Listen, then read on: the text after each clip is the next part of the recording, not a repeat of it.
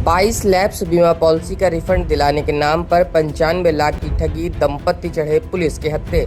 Reserve bank of India RBI के अफसर बनकर 22 लैप्स बीमा पॉलिसी का प्रीमियम रिफंड दिलाने के नाम पर पुलिस आवास निर्माण निगम के सेवानिवृत्त अवर अभियंता जेई से 95 लाख रुपए की ठगी कर ली गई। पुलिस ने ठगी को अंजाम देने वाले दंपति को गिरफ्तार किया है। आरोपित 9 साल से जेई को फंसाकर रकम ऐंठ रहे थे। आरोपितों ने ठगी की रकम अपने व पत्नी के खातों में मंगवाई थी। पुलिस ने उनके पास से SUV car, iPhone, mobile phone, laptop, chequebook समेत अन्य इलेक्ट्रॉनिक उपकरण बरामद किए हैं। डीसीपी सेंट्रल अतुल कुमार श्रीवास्तव ने खुलासा करते हुए विस्तार से जानकारी दी। देखिए, जितेंद्र कुमार नाम के व्यक्ति हैं जो कानपुर के रहने वाले हैं। इन्होंने थाना नज़ीराबाद पर एक सूचना दी थी कि उन्होंने वो निर्माण निगम में जेई के पद पर नियुक्त थे। अपनी नियुक्ति के दौरान उन्होंने 26 इंश्योरेंस पॉलिसीज़ विभिन्न कंपनियों से खरीदी थी। कुछ पॉलिसी में कुछ प्रीमियम गए और बाद में उनकी पॉलिसीज़ जो थी वो ब्रेक हो गई थी। फिर ब्रेक होने के बाद उन्होंने, जब वो रिटायर हुए हैं, फुर्सत मिली है, तो उन्होंने जो प्रीमियम इनका जा चुका था उसको वापस लाने के लिए गूगल पे जा कर के तलाश करी कि किस तरह से हमारे ये पैसे वापस आ जाते हैं। उसी समय एक फ़िशिंग साइट पर ये गलती से चले गए और वहाँ पे जो आरबीआई की साइट थी उस साइट पर गए। वहाँ पर एक मोबाइल नंबर और ईमेल आईडी मिली जिससे उन्होंने संपर्क स्थापित किया। तो सामने वाले ने उन्हें आरबीआई का जीएम खुद को बताया और बताया कि ये इंश्योरेंस पॉलिसीज़ के पैसे वापस करा देंगे।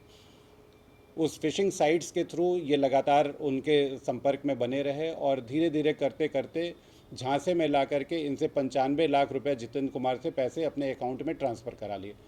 ये पैसे इनकी जो दोषी है उसके और उसकी पत्नी के अकाउंट में ट्रांसफ़र किए गए। इस सूचना के आधार पर तत्काल अभियोग पंजीकृत कर लिया गया था। विस्तृत विवेचना की गई और विवेचना में दोनों जो अभियुक्त थे, पति पत्नी दोनों अभियुक्त हैं, इनको गिरफ्तार कर लिया गया है।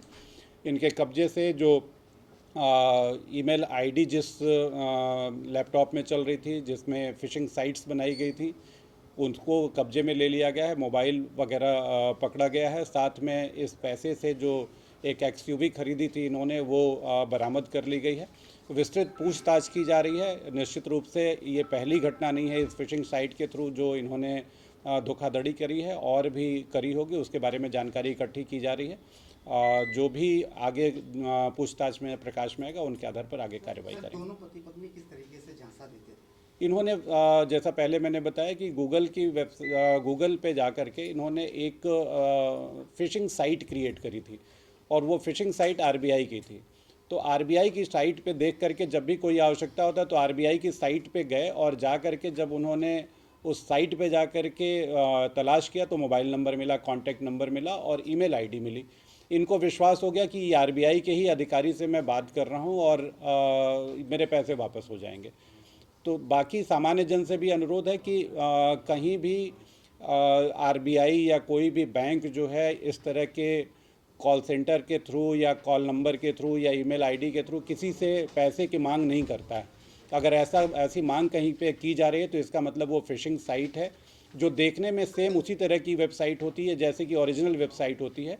झांसे में आने की आवश्यकता नहीं है। सभी लोग सतर्क रहें, तभी साइबर क्राइम से बचा जा सकता है। ये लोग जौनपुर के रहने वाले हैं और यहाँ गिरफ्तारी कानपुर से की गई है इनके। इनकी लाइफस्टाइल किस तरीके से थी? क्योंकि अधिकारी बन के घूमते थे कि ये निश्चित रूप से एक्सयूवी कार खरीद रखी है इन्होंने। लाइफ स्टाइल 95 लाख रुपए एक ही व्यक्ति से ठग लिए हैं, तो निश्चित रूप से अच्छी लाइफ स्टाइल में जी रहे हैं ये लोग। बाकी विस्तृत पूछताछ की जा रही है। पूछताछ में जो भी तथ्य प्रकाश में आते हैं उनके आधार पर कार्रवाई की जाएगी।